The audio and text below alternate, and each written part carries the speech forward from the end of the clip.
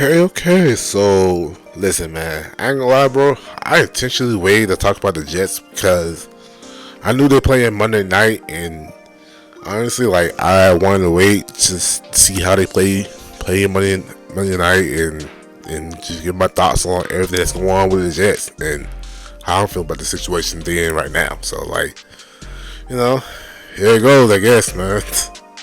So obviously, like a week ago, after the London trip where they lost to the Minnesota Vikings and Aaron Rodgers threw three INTs to lose the game, to which I actually love that a lot. Robert Saleh got fired in the unconventional way, where he ended up like going in the office thinking he was good, and then the owner actually came up to him and told him he was fired, and they had scored him out the building. To which that was the Jets being the Jets, and like that's crazy to me that they even did this way, because I don't know, man. That's just unprofessional in my opinion. That I don't even like that at all. Like I don't like the way they actually fired him like that. That's how I think they should have did it a different way. What I'm saying. Now, when it comes to Robert Saleh as the head coach, I'll say this about him: he was good at what he did, to where he made sure that defense was at least top three. To where he was an excellent defensive coach, but as actual head coach, he was kind of average. I ain't gonna lie, like he was kind of average. And look, he was hired there as a defensive coach to make sure that defense is good. It was his responsibility to make sure like he had at least a decent offensive coordinator, to where like they was able to at least have an offense and be able to be good, and they weren't able to happen. So it's unfortunate because it's offensive league, but like it just happened.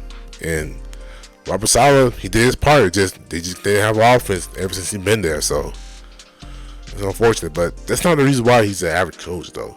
The reason he's an average coach, in my opinion, is just he had that. It's like something was missing for him, to where like he had that it thing, It's like this, really. Like, you know how like you around somebody and like there's a group of people thinking like they can't really do anything, and you get that one dude that's like basically being bold and like you actually feel like his energy and stuff like that, and you actually like rally behind him and you can do anything you want to, stuff like that. Like Robert Saleh didn't really have that in him for like that. I'm not saying he wasn't a leader of men, but like it felt like whenever like there was games where like he knew he was undermanned, like we knew he was gonna lose the game because the fact that like he just couldn't operate like that, like for example, like Mike Vrabel back in 2021 lost Derrick Henry for basically the rest of the year till the playoff time.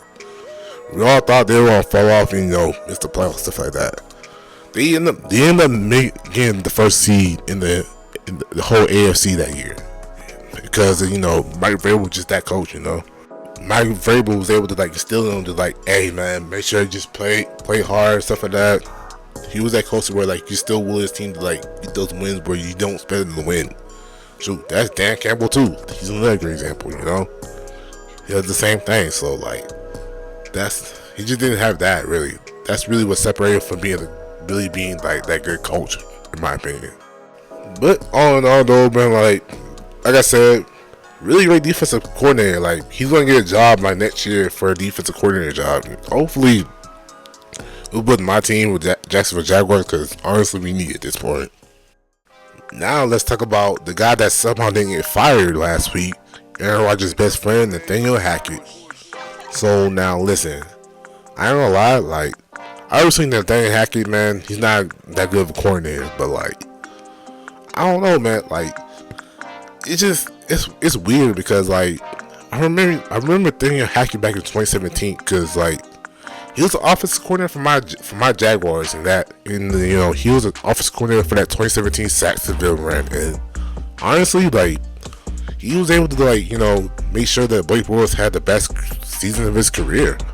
Like he was the reason why Blake Bortles was even get a contract extension the year after. Really, I'm not saying like he was like really great. I'm just saying like he did something like that I never know what happened. Like it made sure Blake Bortles wasn't like turning the ball over so many times, where like we aced the championship game that year. but obviously got fired from Jacksonville, and then like since then, went to the Packers, coached up Aaron Rodgers at the OC, got a head coaching job with the Broncos, and it just, I don't know. I think he just had a bad string of QBs, I guess. I don't know, but like it just, either way, like his play calling hasn't really been that good anyway. So it could be just a mixture of just like bad QB plus his play calling, just if anything. But either way, though, like it's surprising that like he made it through the carousel of not being fired because he's Aaron Rodgers' best friend. But luckily, he's not calling the plays no more. And it's Todd Downing, to which, let's be honest, bro. This meme is all you need to know about this whole ordeal, really. Like that's all you need to know about that. All right, so let's get to the person that you really want to talk about. And that's Aaron Rodgers, and because like defense been top 3, the offense has just been struggling. And honestly, I blame that more on Aaron Rodgers because like I know he had a really good game Monday night, but like really, like even in the past few games he played, except for the Patriots game, like he's been bad. He's been washed. Like he really hasn't really been that good.